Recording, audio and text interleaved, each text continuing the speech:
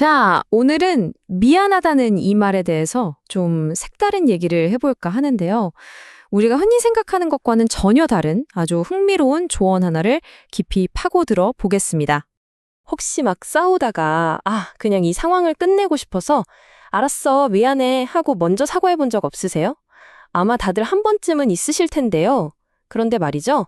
오늘 우리가 살펴볼 이야기에서는요, 바로 그 행동이 나중에는 정말 위험한 결과를 가져올 수도 있다고 경고하고 있습니다. 자, 그럼 한번 제대로 들여다볼까요? 여기서 이야기하는 건 뭐냐면요, 진심에서 우러나온 사과가 있고, 또 다른 하나는 그냥 상황 모면용 사과라고 해두죠. 이 둘은 완전히 다르다고 딱 선을 긋고 시작합니다.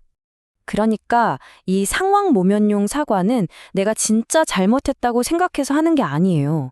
그냥 일단 이 어색하고 불편한 분위기를 어떻게든 가라앉히고 시간을 벌고 다시 좀 편안해지려고 사용하는 일종의 뭐랄까 도구 같은 거죠.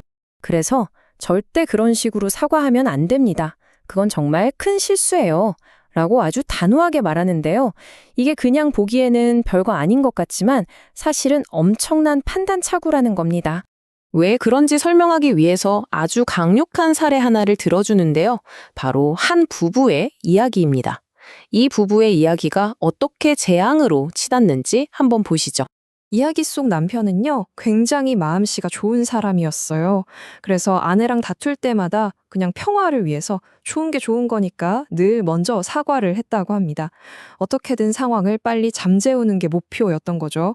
그런데 이 사과가요, 점점 이상한 악순환을 만들어내기 시작합니다. 남편이 사과를 하면 아내는 그걸로 끝내지 않고 그럼 각 썼어. 당신이 잘못했다는 거 글로 남겨. 이렇게 공식적인 증거를 요구하기 시작한 거예요. 처음엔 한 번이었겠죠. 근데 이게 점점 패턴이 되면서 집안에는 남편이 쓴 각서가 말 그대로 막 쌓여가기 시작한 겁니다. 집이 거의 각서의 집이 되어버린 거죠. 자, 바로 이 지점에서 둘의 관계가 아주 흥미롭게 뒤틀리기 시작합니다. 남편의 친절함, 그러니까 평화를 위한 사과가 더 이상 친절함으로 보이지 않게 되는 거예요. 오히려 약점으로 잡히게 되는 거죠. 생각해보세요. 진정한 사과는 내가 진짜 깨달았을 때, 내가 잘못했구나 하고 인정하는 거잖아요. 근데 이 상황 모면용 사과는 아내 입장에서 어떻게 보였을까요? 이 사람은 항상 자기가 틀렸다고 인정하는구나. 이건 약점이다. 이렇게 돼버린 겁니다. 평화를 만들려는 사람이 아니라 그냥 이용해 먹기 좋은 약점을 가진 사람으로 보이기 시작한 거죠. 그러니까 이게 무서운 점이에요. 거짓된 사과를 할 때마다 그래, 네 말이 맞고 내가 틀렸어 라는 상대방의 믿음을 오히려 더 단단하게 만들어주는 꼴이 되는 겁니다. 그냥 싸움을 끝내는 게 아니라 상대방의 버전이 공식적인 진실이 되도록 내가 도와주는 셈이죠. 그렇게 몇 년이 흐르고 결국 이 부부는 이혼을 하게 됩니다. 그리고 바로 이때 그동안 남편이 평화를 위해 썼던 전략이 정말 상상도 못한 방식으로 부메랑이 되어 돌아옵니다. 자, 이혼 소송이 벌어졌어요. 여러분 생각에는 누가 유리했을 것 같으세요? 남편은 당연히 자기가 그동안 가정의 평화를 위해 얼마나 노력했는지 알아줄 거라고 생각했겠죠. 하지만 완전히 틀린 생각이었습니다.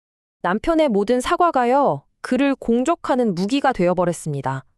아내는 남편이 화해하려고 했던 그 모든 시도들을 이 사람이 이렇게나 잘못했다는 증거로 그것도 산더미처럼 쌓아서 법정에 제출한 거죠.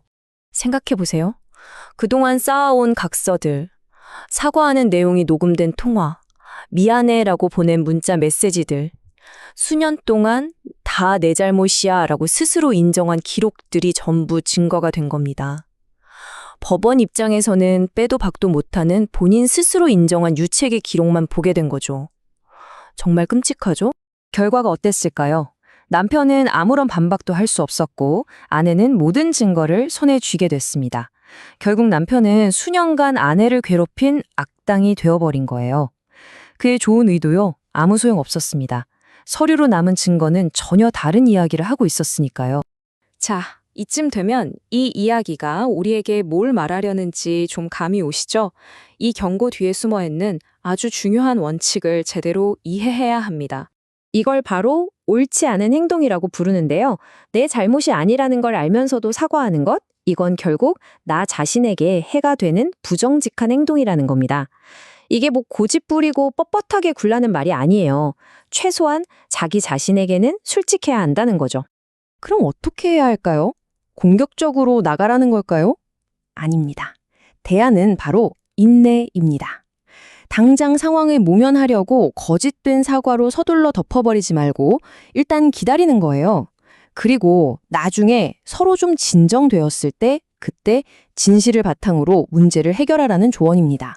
그러니까 비굴하게 굴지도 말고 그냥 얼렁뚱땅 넘어가려고도 하지 마라. 언젠가 제대로 된 타이밍에 그걸 바로잡으려고 노력해야 한다. 바로 이게 핵심 메시지입니다. 당장은 쉽고 편한 길, 그 부정직한 길을 피하고 좀 더 어렵더라도 결국에는 정직한 해결책을 찾아야 한다는 거죠. 결국 이 이야기는 우리한테 미안하다는 말을 하기 전에 한 번 더 생각해 보라고 말하고 있습니다. 내 말, 내 의도에 대해서 좀 더 깊이 생각해 보라는 거죠. 여러분이 하는 사과는 관계를 이어주는 다리가 되나요? 아니면 언젠가 나를 올가맬 덫이 되나요?